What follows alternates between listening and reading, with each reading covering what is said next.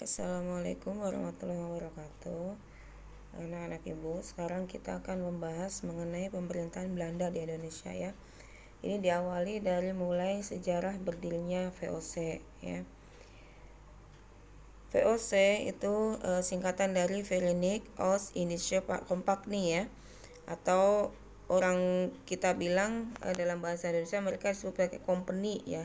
Itu dari singkatan itu.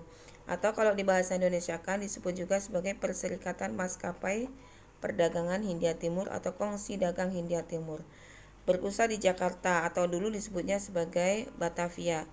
Sebelumnya perlu diketahui bahwa sebelum ke Batavia, ke Jakarta, itu markas atau pusat VOC berada di Maluku. Nah, ini adalah kantor pusat VOC di Batavia atau Jakarta ya, atau Jayakarta begitu. Terus ini adalah lambang dari VOC ya. Lambang dari VOC perserikatan mereka. Kemudian mereka juga mempunyai mata uang VOC yang merupakan salah satu dari hak oktroy mereka ya. Ada 8 hak oktroy, silakan dibaca di LKS. Ini adalah salah satu contoh mata uang VOC. Ya, di situ tertera 1976 ya, 1796 ya. Kemudian mereka mempunyai bendera seperti itu ya, berlatar belakang bendera Belanda, kemudian ada lambang VOC-nya. Nah, setelah itu kita akan membahas mengenai gubernur yang memerintah VOC. Dimulai dari yang pertama adalah Jenderal Y.P. Kun ya. Keberhasilan Y.P. Kun itu salah satunya adalah berhasil merebut Jayakarta dari Kerajaan Banten. Kemudian mengubah Jayakarta menjadi Batavia. Kemudian menjadikan Batavia menjadi markas VOC atau memindahkan dari Maluku ke Jakarta. Nah, ini adalah gambar dari John Peter Kun ya, atau Jenderal J.P. Kun ya. Jadi dia adalah salah satu jenderal pertama VOC. Kemudian setelah J.P. Kun berakhir, dilanjutkan oleh Jenderal Dendels ya. Kebijakannya salah satunya adalah membuat jalan Anyer Panarukan yang sepanjang 1000 km yang begitu banyak memakan korban ya.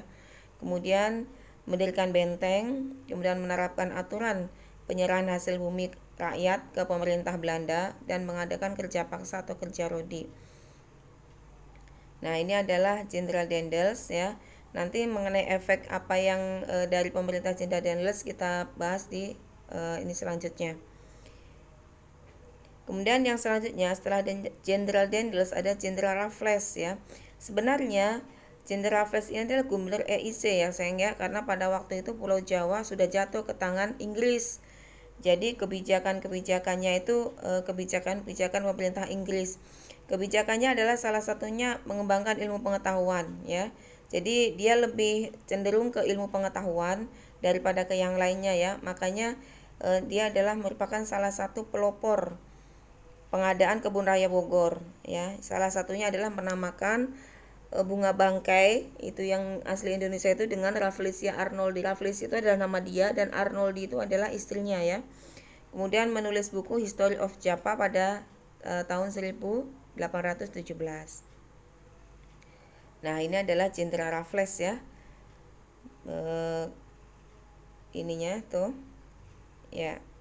Terus dilanjutkan Gubernur Van de Bos ya. Gubernur J. Van de Bos. Kebijakannya adalah dia bertekad untuk mengisi kekosongan kas negara karena pada waktu itu VOC memang dalam keadaan bangkrut gitu ya, karena terjadinya korupsi, kemudian kolusi dan nepotisme ya. Jadi semua untuk kepentingan pribadi. Jadi akhirnya yang terjadi adalah VOC mengalami kekosongan kas negara. Kemudian melaksanakan tanam paksa atau kultur stelsel dan pengadaan aturan sewa tanah. Mencari tenaga sukarelawan atau istilahnya pekerja paksa untuk bekerja di perkebunan milik pemerintah Hindia Belanda. Nah, ini adalah Gubernur Van de Bos ya, yang menjadi gubernur VOC pada waktu adanya tanam paksa.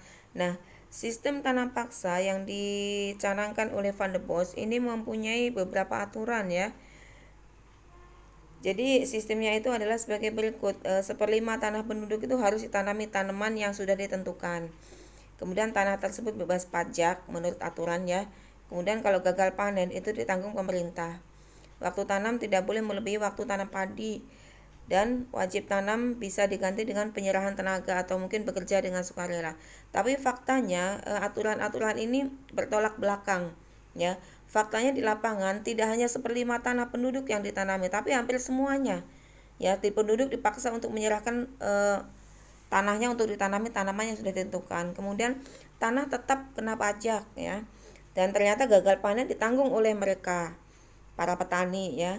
Dan waktu tanam tidak melebihi waktu tanam padi karena ternyata tanaman yang dicanangkan itu adalah tanaman-tanaman keras, tanaman tahunan ya yang merupakan bernilai ekspor gitu.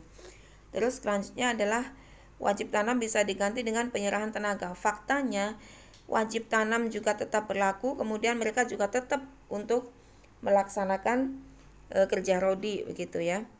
Nah, ini adalah salah satu pemandangan tanam paksa begitu ya. Pada waktu itu adalah kalian bisa lihat itu adalah tembakau ya yang ditanam. Kemudian ini adalah suasana kerja rodi pada waktu zaman Belanda. Ya, mereka mengangkut kayu dan sebagainya untuk kepentingan Hindia Belanda. Nah, akibatnya dari itu, tanam paksa berefek sangat fatal sekali terhadap Indonesia ya. Salah satunya adalah sawah banyak terbengkalai sehingga petani tidak bisa menanam padi. Akibatnya kita kekurangan pangan pada waktu itu, langka sekali makanan pokok. Kemudian tekanan fisik ya maksud Ibu dan mental bagi rakyat. Kemudian kemiskinan merajalela dan terjadinya wabah penyakit. Nah, akibat tanam paksa tersebut akhirnya menimbulkan banyak sekali reaksi ya. Reaksi yang ditimbulkan. Ternyata reaksi itu tidak hanya dari rakyat tapi juga dari pihak Belanda sendiri.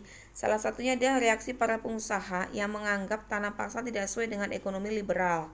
Kemudian ada Baron van Hove, itu adalah seorang misionaris yang menganggap tanam paksa tidak berkemanusiaan dan minta dihapuskan gitu ya.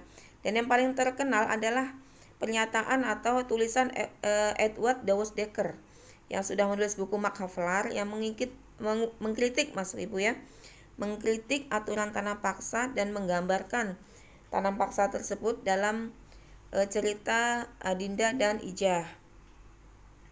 Itu ya. Nah, ini beliau adalah de Dekker atau nama samarannya dalam buku tersebut adalah Multatuli. Ini adalah penjelasan singkat Ibu. Nah, lebih detailnya silakan lihat di buku masing-masing. Ini sebagai pelengkap saja ya. Kalian juga boleh mengambil sumber-sumber dari internet juga boleh, kemudian dari buku-buku yang lain, sumber-sumber yang lain juga boleh. Jadi silakan dipelajari masing-masing.